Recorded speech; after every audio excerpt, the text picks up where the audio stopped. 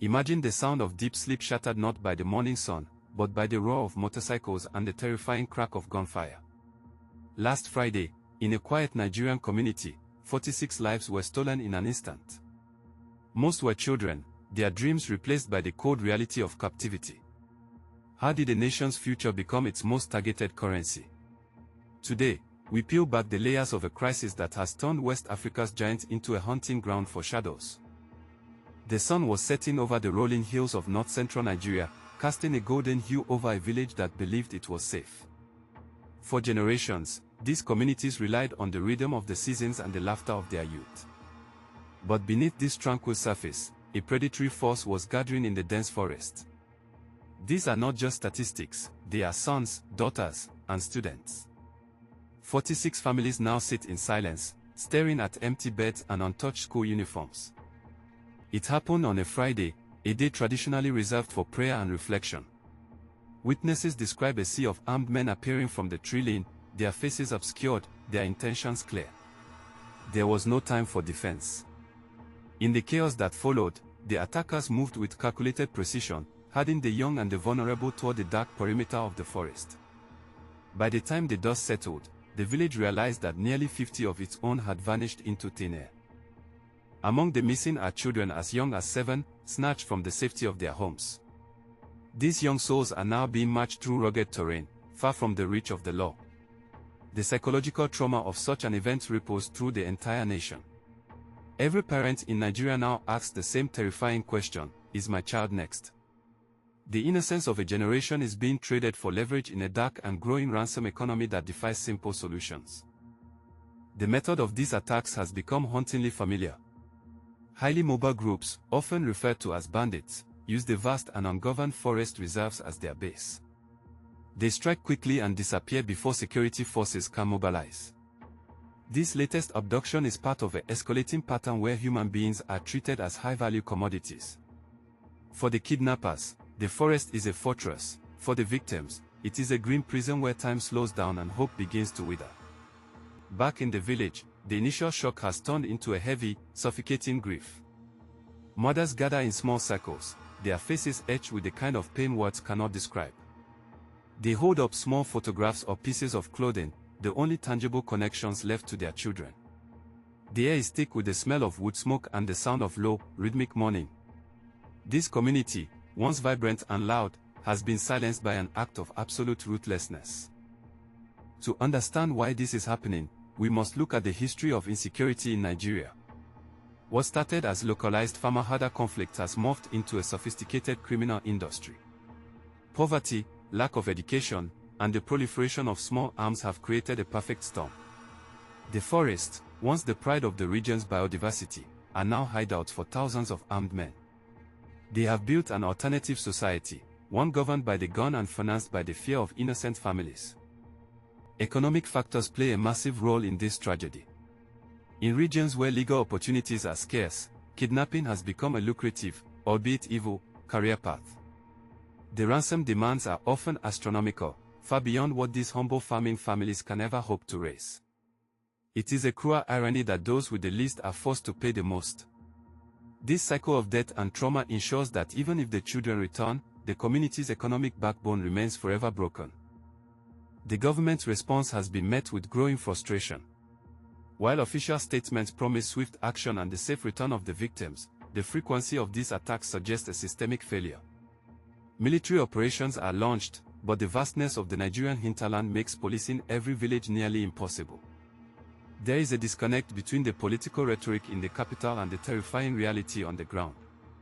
For the families of the stolen 46, promises are no longer enough. Security experts point to the lack of modern surveillance and intelligence gathering tools in rural areas. Without drones, satellite tracking, or reliable communication networks, the army is often fighting a ghost war. The bandits know the terrain better than anyone, using hidden caves and thick canopies to evade detection. Every hour that passes makes the trail colder, and the task of rescue more dangerous.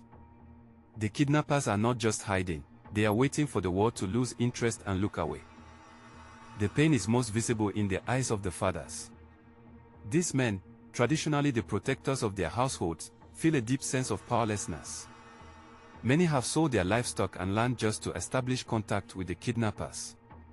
They spend their nights huddled around small radios, listening for any news, any sign that their children are still alive. It is a slow, agonizing psychological warfare that aims to break the spirit of the people as much as their wallets. Perhaps the most devastating impact of last Friday's attack is on the future of education. In northern Nigeria, the fear of abduction is driving children away from classrooms.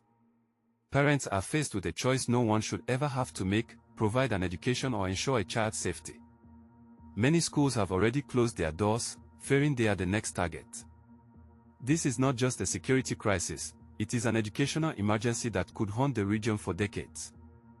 International organizations like UNICEF have voiced grave concerns, noting that schools must be safe havens, not battlegrounds. The global community watches with bated breath as the number of abducted students in Nigeria continues to climb year after year. Every child taken is a violation of international human rights and a blow to global progress.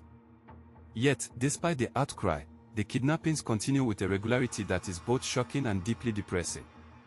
The stolen 46 are the latest phases of a global tragedy. Negotiations often take place in the shadows. Middlemen, often risking their own lives, carry messages between the bandits and the desperate families. These talks are fraught with tension, as demands change and deadlines are set. The government officially discourages ransom payments, fearing it fuels more kidnappings, but for a parent whose child is in a cold forest, there is no price too high. It is a moral and ethical minefield where every decision feels like a gamble with a human life. This latest incident brings back painful memories of previous mass abductions that shocked the world.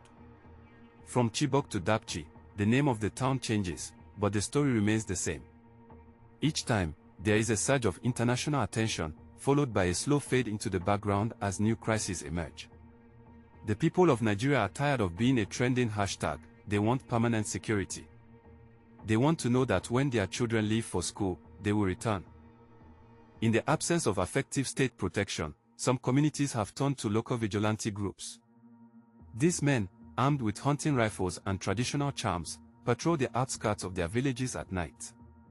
While they provide a sense of local agency, they are often outgunned and outnumbered by the bandits' modern weaponry. It is a desperate measure for desperate times, highlighting the vacuum left by a struggling security apparatus. The line between protector and victim is often dangerously thin in these rural outposts.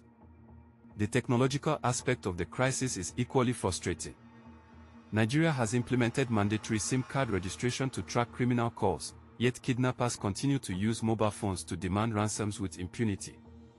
This suggests a failure in the digital tracking systems or, more worryingly, a level of technical sophistication among the bandits that rivals the state. The families are often forced to communicate via these very phones, their voices trembling as they plead with the captors for the lives of their loved ones. Human rights advocates argue that the persistent kidnapping crisis is a symptom of deeper structural issues. It is a failure of the social contract where the state cannot guarantee the most basic right, the right to life and liberty. The victims who eventually return often speak of horrific conditions, lack of food, and constant psychological abuse.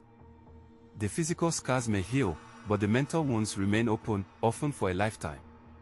The 46 currently in the forest are enduring this nightmare right now. Some analysts point toward a darker possibility: complicity.